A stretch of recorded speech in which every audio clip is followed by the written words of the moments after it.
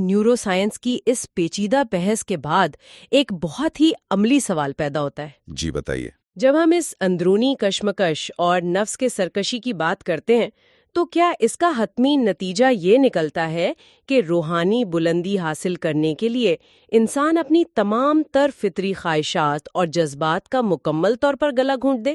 یہ ایک بہت عام غلط فہمی ہے۔ کیا دنیاوی معاملات سے بالکل کٹ جانا اور اپنے اندر اٹھنے والی ہر خواہش کو مار دینا ہی اصل کامیابی ہے؟ یہ ایک ایسا مقام ہے جہاں تاریخ میں بہت سے فلسفوں اور رہبانیت کے تصورات نے ٹھوکر کھائی ہے، لیکن ہمارے آج کے مواد میں جس اسلامی نقطہ نظر کو پیش کیا گیا ہے وہ انتہائی متوازن اور قابل عمل ہے۔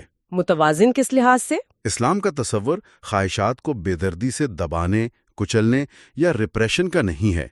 قرآن میں کسی بھی جگہ یہ نہیں فرمایا گیا کہ کامیاب وہ شخص ہے جس نے اپنے نفس کو مار دیا یا اپنی خواہشات کو جڑ سے اکھاڑ پھینکا۔ ہاں، بلکہ تزکیہ کا لفظ استعمال ہوا ہے۔ بالکل، قرآنی اصطلاح تزکیہ کی ہے۔ کامیابی کی ضمانت اس شخص کو دی گئی ہے جس نے اپنے نفس کا تزکیہ کیا، یعنی اسے پاک کیا، اس کی تراش خراش کی اور اسے ایک درست سمت دی۔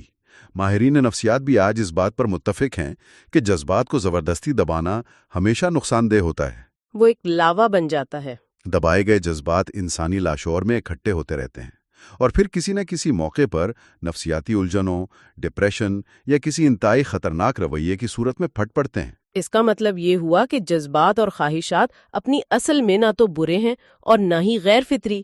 اصل کمال ان کا رخ موڑنے اور انہیں ایک دائرے کے اندر رکھنے میں ہے۔ بالکل، جیسے پانی کا بہاؤ اگر بے قابو ہو تو سیلاب بن کر تباہی مچاتا ہے، لیکن اگر اسی پانی کو ڈیم بنا کر نہروں کے ذریعے ایک سمت دے دی جائے تو وہی پانی بنجر زمینوں کو سیراب کرتا ہے اور توانائی پیدا کرتا ہے۔ یہ پانی اور ڈیم کی مثال اس پورے تصور کو انتہائی خوبصورتی سے واضح کرتی ہے۔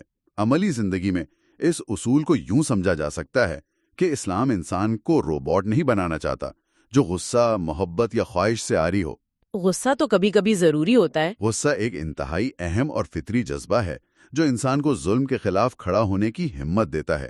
اصول یہ نہیں کہ غصہ کبھی نہ آئے، بلکہ اصول یہ ہے کہ غصے کی حالت میں انسان بے قابو ہو کر خود ظلم نہ کرنے لگے، لکیر عبور نہ کرے۔ اسی طرح محبت اور کشش انسان کی فطرت میں رکھی گئی ہے۔ یہ جذبہ برا نہیں ہے، بلکہ اس کا بے جا اور حدود سے متجاوز استعمال برا ہے۔ خواہشات کا ہونا زندگی کی علامت ہے، مگر ان خواہشات کو ان حدود کے اندر رہنا چاہیے جو اخلاقی اور الہی قوانین نے متعین کر دیے ہیں۔ اسی توازن کا نام تزکیہ ہے، اور یہی وہ چیز ہے جو انسان کی شخصیت کو اس کی بہترین شکل میں ڈھالتی ہے۔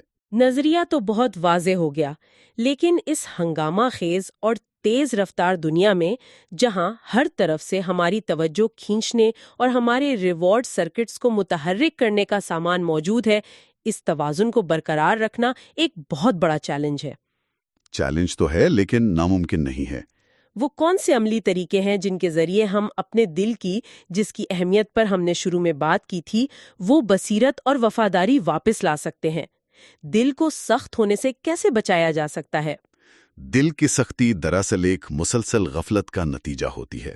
جب انسان مادی دنیا کی دوڑ میں اس قدر گم ہو جائے کہ اسے رک کر سوچنے کا وقت ہی نہ ملے اور گناہوں کی عادت اس کے نیورل پاتھ ویز کو پختہ کر دے تو دل کی بصیرت ختم ہونے لگتی ہے۔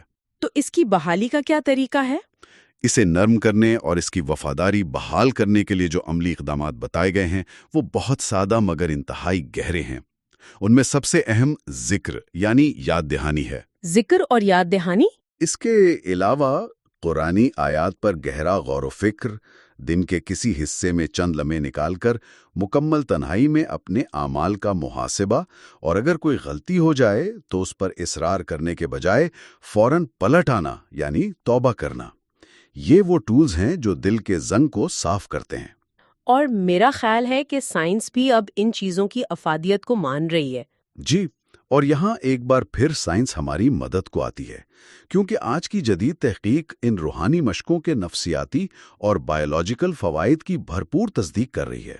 یہ ایک انتہائی دلچسپ زاویہ ہے کہ جن اعمال کو ہم خالصتاً روحانی سمجھتے تھے، اب لیبارٹریز اور برین سکینز کے ذریعے ان کے مادی اثرات کو بھی ناپا جا رہا ہے۔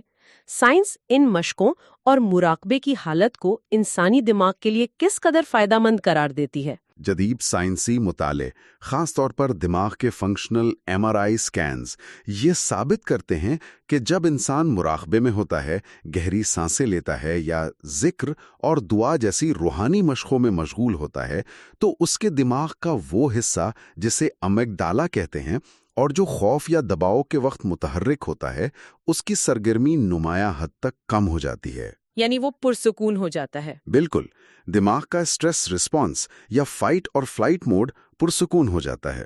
اس کے ساتھ ہی دماغ کا وہ حصہ جو توجہ، ہمدردی اور منطقی فیصلے کرنے کا ذمہ دار ہے، اس میں دوران خون بڑھ جاتا ہے۔ تو جب ہم ذکر کی بات کرتے ہیں تو یہ محض زبان کی حرکت یا صرف ایک روحانی سکون کا ذریعہ نہیں ہے، بلکہ یہ انسان کے پورے اعصابی نظام کو ایک گہرا نفسیاتی توازن فراہم کرتا ہے۔ یہ ایک طرح کا آٹو پائلٹ سے نکلنے کا عمل ہے۔ جی، یہ انسان کو اس غفلت کے آٹو پائلٹ موڈ سے نکال کر مکمل شعور کی حالت میں لاتا ہے، جہاں وہ اپنے اعمال کا تنقیدی جائزہ لے سکتا ہے۔ یہ سارا تفصیلی مطالعہ اس بات کو بالکل واضح کر دیتا ہے کہ انسان کا ظاہری وجود کس طرح ایک انتہائی منظم، پابند اور خودکار نظام کے تحت چل رہا ہے، جبکہ اس کا باطن مسلسل ایک جدوجہد اور تربیت کے عمل کا متقاضی ہے۔ جدوجہد ہی اصل امتحان ہے۔ گفتگو کے اس مقام پر آ کر آج کے تمام حوالوں سے ہمیں جو حتمی اور واضح پیغام ملتا ہے وہ یہ ہے کہ ایک دن ایسا ضرور آنا ہے جب ہمارے جسم کے یہ تمام اعضاء، ہماری آنکھیں جو دیکھ رہی ہیں، کان جو سن رہے ہیں، ہاتھ جو چھو رہے ہیں اور پاؤں جو چل رہے ہیں، یہ سب الہی نظام کے تحت اپنے اعمال کی کھلی گواہی دیں گے۔ انہیں تو ویسے بھی بولنا ہے، کیونکہ ان کے پاس کچھ چھپانے یا بغاوت کرنے کا اختیار ہی نہیں ہے۔ لیکن آج اس دنیا کی مہلت کے دوران ہمارے پاس یہ انمول موقع موجود ہے کہ ہمارا دل، ہمارا باطن کسی جبر یا مجبوری کے تحت نہیں بلکہ اپنی آزاد مرضی، مکمل شعور اور محبت سے بولے۔ سبحان اللہ۔ اور اس کائنات کے خالق سے کہیں کہ میرا جسم تو تیرے طبعی نظام کا پابند ہے ہی، مگر میں اپنے اس نفس کی سرکشی کو قابو کر کے شعوری طور پر اپنی مرضی سے بھی تیری ہی اطاعت میں ہوں۔ اور در حقیقت انسان کی اصل معراج، اس کا سکون اور اس کی حتمی کامیابی اسی شعوری اطاعت اور نفس پر قابو پانے میں پنہان ہے، جس کی طرف یہ تمام قرآنی دلائل اور جدید سائنسی حقائق بیک وقت اشارہ کر رہے ہیں۔ آج کی اس نشست کو اختتام کی طرف لے جاتے ہوئے ہم سب کو ایک نئی اور انتہائی فکر انگیز سوچ پر غور کرنا چاہیے۔ جی، آج کی پوری گفتگو میں ہم نے یہ دیکھا کہ ہمارا جسمانی اور حیاتیاتی نظام ایک مکمل خودکار فرما برداری پر چل رہا ہے۔ دل دھڑک رہا ہے، سانس چل رہی ہے، ہمیں کچھ نہیں کرنا پڑتا۔ اس کے برعکس جب بات ہمارے اخلاقی فیصلوں، گناہ سے بچنے اور نیکی کرنے کی آتی ہے تو ہمیں ہر بار ایک شعوری کوشش کرنی پڑتی ہے، ہر بار ایک چوائس کرنی پڑتی ہے، اوور رائٹ کرنا پڑتا ہے۔ لیکن ذرا سوچئے، کیا ہم یہ تصور کر سکتے ہیں کہ ہماری ساری روحانی تربیت، روزے کا ضبط اور تزکیہ نفس کا حتمی ہدف دراصل یہی ہے کہ ہم اپنی نیکی کی عادتوں، اپنے صبر اور اپنے اخلاقی فیصلوں کو رفتہ رفتہ اتنا ہی فطری اور خودکار بنا لیں جتنا کہ ہمارے دل کی دھڑکن ہے؟ یہ ایک بہت گہری بات ہے۔ کیا ایسا ممکن ہے کہ مسلسل مشق اور شعوری کوشش کے بعد ایک وقت ایسا آئے جب نیکی کرنا، سچ بولنا اور ہمدردی دکھانا ہمارے لیے سانس لینے جتنا قدرتی ہو جائے، اور کسی بھی برائی یا ظلم سے بچنا اتنا ہی خودکار ہو جائے جتنا آگ کے قریب جانے پر ہاتھ کا خود بخود پیچھے ہٹ جانا؟ اس انتہائی اہم نقطے پر اپنے فارغ وقت میں تنہائی میں ضرور غور کیجیے گا۔ بالکل، یہ غور طلب بات ہے۔ ہماری آج کی یہ گہری اور تفصیلی نشست یہیں اپنے اختتام کو پہنچتی ہے۔ اپنا قیمتی وقت نکال کر ہمارے ساتھ سیکھنے اور سمجھنے کے اس فکری سفر کا حصہ بننے کے لیے بہت شکریہ۔ ہمیں پوری امید ہے کہ آج کی اس گفتگو نے علم اور سوچ کے کچھ نئے دریچے ضرور کھولے ہوں گے اور اپنے اندرون کو سمجھنے میں مدد دی ہوگی۔